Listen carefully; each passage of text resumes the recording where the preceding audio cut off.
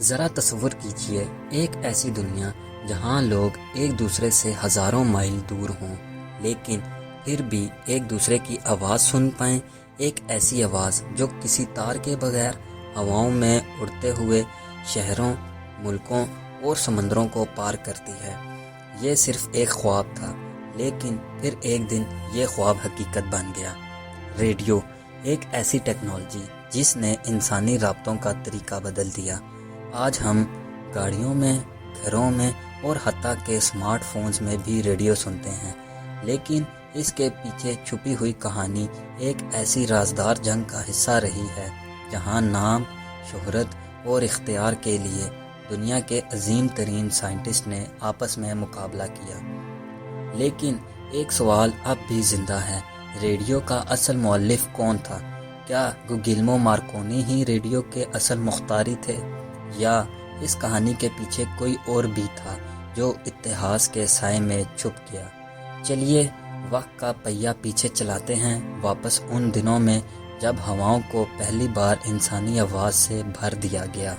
سب سے پہلا قدم رکھا گیا 1864 میں، جب Scottish scientist James clerk Maxwell نے ایک تھیوری پیش کی کہ الیکٹرو میگنیٹک ویوز ہوا میں ٹریول کر سکتی ہیں۔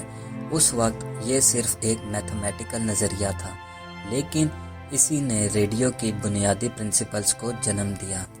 پھر آئے ہینریچ ہرٹز، جرمن فزسسٹ۔ انہوں نے 1864 میں پہلی بار پریکٹیکلی دکھایا کہ میکسویل کی ویوز واقعی ہوا میں ٹریول کرتی ہیں۔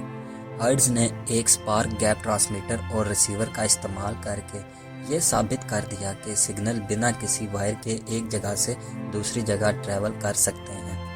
یہ مومنٹ ریڈیو کے لیے فرسٹ ہارٹ بیٹ تھا۔ جب ہرٹز نے ویوز دکھائی، تبھی ایک اور جینیس اپنے تجربے کر رہا تھا، نکولا ٹیسلا۔ ٹیسلا نے 1893 میں سینٹ لوئس مسرونی میں پبلک ڈیمانسٹریشن دی، جہاں انہوں نے وائرلیس کمیونیکیشن کا عمل دکھایا۔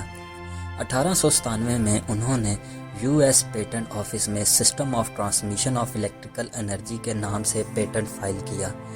ٹیسلا نے یہ بھی دعویٰ کیا کہ وہ وائرلیس ٹرانسمیشن کے ذریعے دنیا کے کسی بھی کونے میں سگنل بھیج سکتے ہیں، لیکن تقدیر نے کچھ اور ہی لکھا تھا۔ 1895 میں اٹلی کے ایک ینگ انجینئر گوگیلمو مارکونی نے اپنے گھر کے گارڈن میں ایک ٹرانسمیٹر تیار کیا اور اس نے سگنل بھیج دیا بنا کسی وائر کے۔ یہ سگنل چھوٹی دوری کے لیے تھا، لیکن مارکونی نے ہمت نہیں ہاری۔ 1899 میں انہوں نے انگلش چینل پر پہلا وائرلیس سگنل بھیجا اور 1901 میں انہوں نے اٹلانٹک اوشن کا پہلا ٹرانس اٹلانٹک وائرلیس سگنل بھیج کر دنیا کو ہلا دیا۔ یہ مومنٹ تھا جہاں سے ریڈیو دنیا کے لیے ایک ریولوشن بن گیا۔ 1909 میں مارکونی کو نوبل پرائز ملا اور دنیا نے اسے فادر آف ریڈیو کہہ دیا، لیکن یہ صرف کہانی کا ایک پہلو تھا۔ ٹیسلا نے مارکونی کے خلاف یو ایس کورٹس میں کیس فائل کیا، دعویٰ کرتے ہوئے کہ ان کے پیٹنٹس چرائے گئے ہیں، لیکن مارکونی کے پیچھے پاورفل انویسٹرز اور پولیٹیکل بیکنگ تھی۔ ان میں سے ایک تھا تھامس ایڈیسن بھی۔ ٹیسلا کو ہار ملی، ان کا نام سائنٹیفک کمیونٹی میں دھیرے دھیرے گم ہوتا گیا۔ پھر آیا ایک نیا ٹوسٹ۔ 1943 میں یو ایس سپریم کورٹ نے فیصلہ سنایا کہ نکولا ٹیسلا کے پیٹنٹس ہی ریڈیو انوینشن کی اصلی بیس ہیں۔ کورٹ نے یہ کہا کہ مارکونی کے ٹرانس اٹلانٹک ٹرانسمیشن نے ٹیسلا کے ارلیئر ورک کا استعمال کیا تھا، مطلب ریڈیو کا اصل مؤلف نکولا ٹیسلا تھا، لیکن اسے زندگی میں نہ تو عزت ملی اور نہ ہی شہرت۔ ٹیسلا نے اپنے تجربات نیو یارک سٹی میں کیے، وہیں سے وائرلیس کا اصلی سفر شروع ہوا۔ وہیں سے دنیا کو پہلی بار پتہ چلا کہ ہواؤں میں بھی بات کی جا سکتی ہے۔ ریڈیو نے صرف کمیونیکیشن کو نہیں بلکہ جرنلزم، پالیٹکس، میوزک انڈسٹری اور وارفیئر کو بھی بدل دیا۔ پہلی اور دوسری جنگ عظیم کے دوران ریڈیو ایک پاورفل ویپن بن گیا۔ پروپیگنڈا، مورل بوسٹنگ اور نیوز اپ ڈیٹ سب کچھ ریڈیو سے ہوتا تھا۔ 1930 میں ریڈیو ہر گھر کا حصہ بن گیا، اور آج بھی ڈیجیٹل دور کے باوجود ریڈیو ایک سائلنٹ سروائیور ہے جو ہر فارم میں موجود ہے۔ F M, A M, short wave اور ایون کے آن لائن سٹریمنگ بھی۔ ریڈیو ایک ایسی آواز جو ہواؤں میں گم ہوتی رہی لیکن کبھی خاموش نہیں ہوئی۔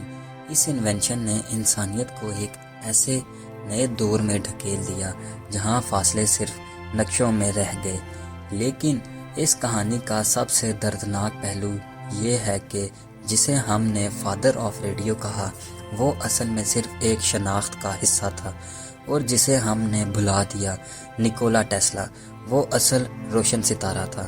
آج بھی جب آپ ریڈیو آن کرتے ہیں تو صرف ایک گانا یا خبر ہی نہیں سنتے، آپ سنتے ہیں ان لوگوں کی کہانیاں جو اس آواز کے پیچھے چھپے ہوئے ہیں۔ ریڈیو ایک انوینشن نہیں، ایک انقلاب ہے، اور یہ انقلاب اب بھی جاری ہے۔